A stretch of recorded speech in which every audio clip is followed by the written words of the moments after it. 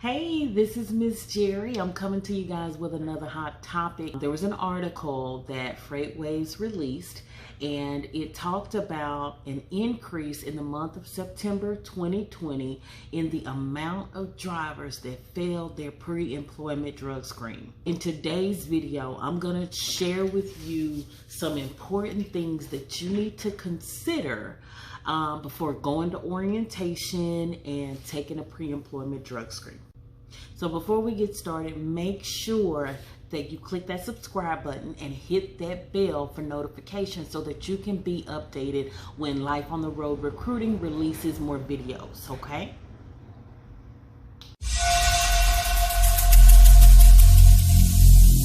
Every single day. So I'll start by saying that I am not an expert. I'm not an expert.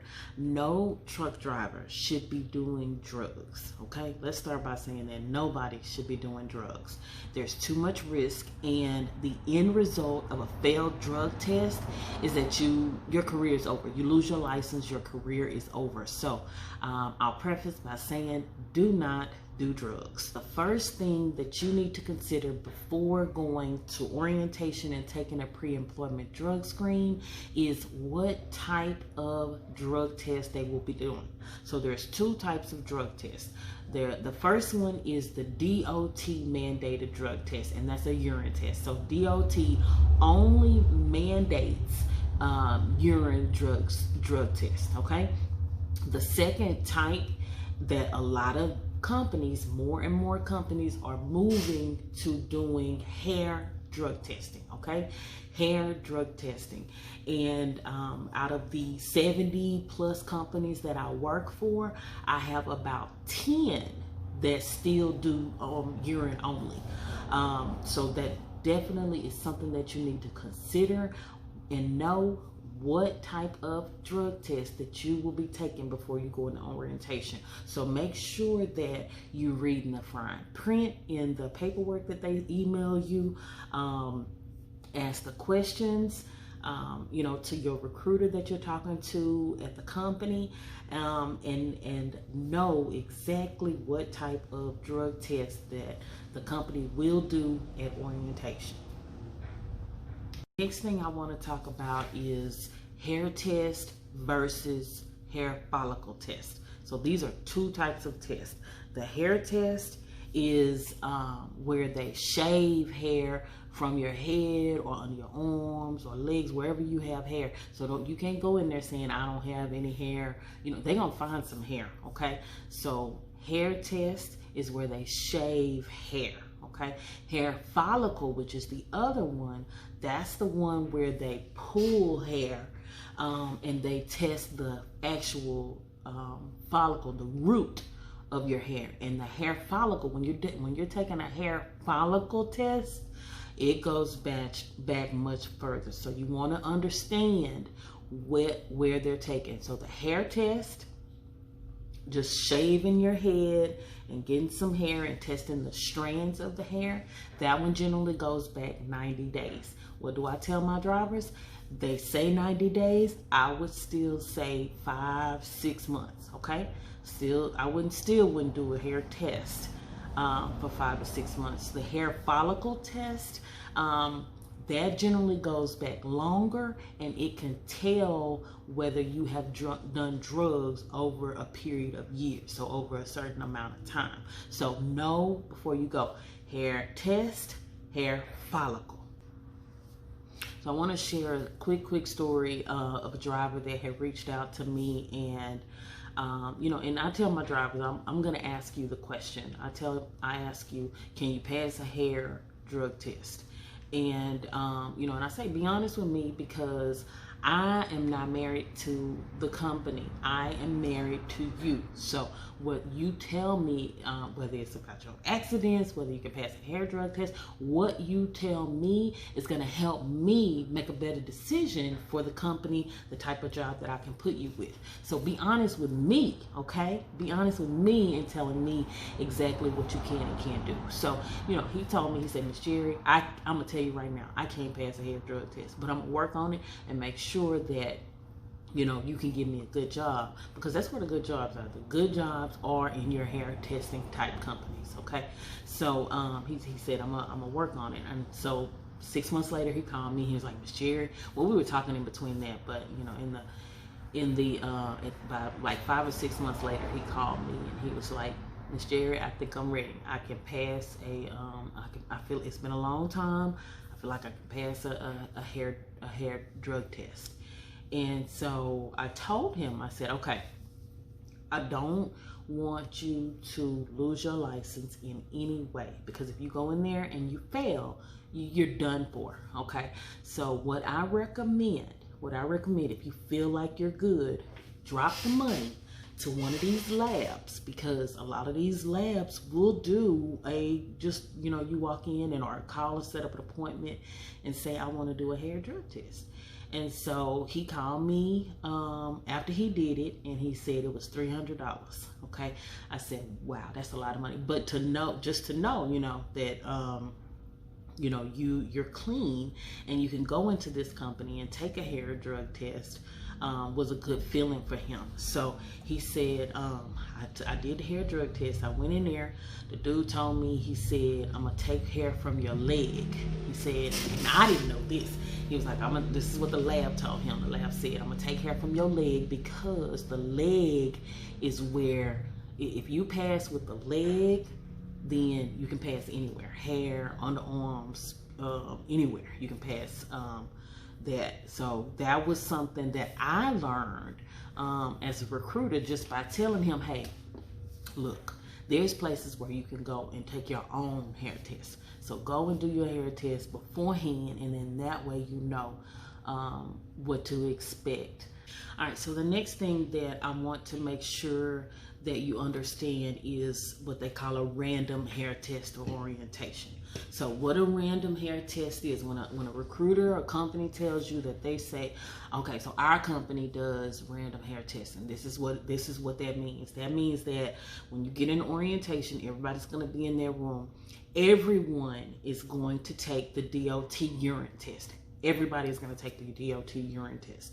However, what they will do is they will randomly select a handful of you guys in orientation to do a hair test. So if you cannot pass, do not go to a company that says that they do a random test. They do a random hair test, because that means that, you know, they're going to randomly select a few people in orientation, and you may be that random one. So it is important that you not even go and put yourself at risk. Again, that is too much risk at losing your license and not being able to eat and provide for your family.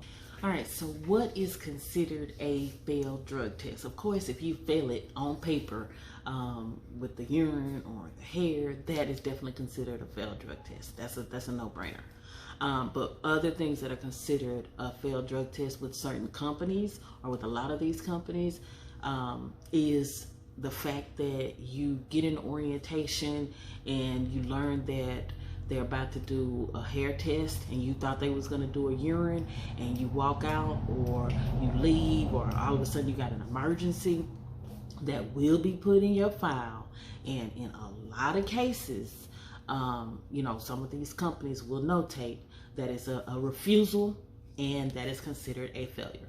So definitely, again, I cannot stress enough, know what type of test is being done. Another thing to consider is know what kind of recruiter you're talking to. Okay, if you're talking to me, an independent recruiter, also called a third-party recruiter, we work for a lot of different companies. So if we notate something in your file, that's for us. That's not necessarily for the actual company. However, when you are speaking to a company and you are telling the company, you know what, I can't pass a hair drug test right now, but I will be able to in like 30 or 60 days or in a month or two, don't do that.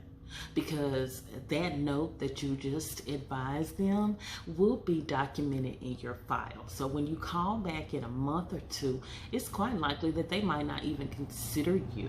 Okay, so don't be volunteering any extra information. So the next thing you need to know about, if you don't already know, and believe me, I have some drivers that I've talked to in the last, couple weeks that still don't know about the drug clearinghouse. So the drug clearinghouse, we learned about it last in 2019, like late October, November, that the DOT, FMCSA was going to be incorporating the drug clearinghouse in January. So basically what that is, it's a huge database, and in this database is the drug testing results of every driver that has a Class A CDL or Class B CDL, just every single driver. Okay, if you're driving a commercial vehicle out there, the drug clearinghouse, you have to be registered. You just search drug clearinghouse to make sure you're registered. Companies will not bring you into orientation until you are registered. And what does it do? So basically, the drug clearinghouse is just a way that these companies can talk to each other when it comes to your refusals, when it comes to your drop dirties, when it comes to anything with regards to the drug test, your randoms, anything. They can talk to each other. Used to, in the past, there was no real system that was out there that these companies could use, because sometimes there would be mom and pop companies that weren't giving the information to the DOT of a drop dirty or a failed random. And then the larger companies or mid-sized companies, when they go to research, then they don't know. And so they're hiring these drivers that have these failed drug tests. So this drug clearinghouse is a way that everybody is mandated to talk to each other. So if you haven't registered, make sure you're registered. And make sure your information is up to date, because it's your responsibility at the end of the day to make sure that everything that needs to be done with your license is being done. So drug clearinghouse, do some research on it, learn about it, and make sure that you follow all the mandates, especially on operators. If you're operating under a company, it's important that that company is keeping, or you are keeping updated with the drug clearinghouse.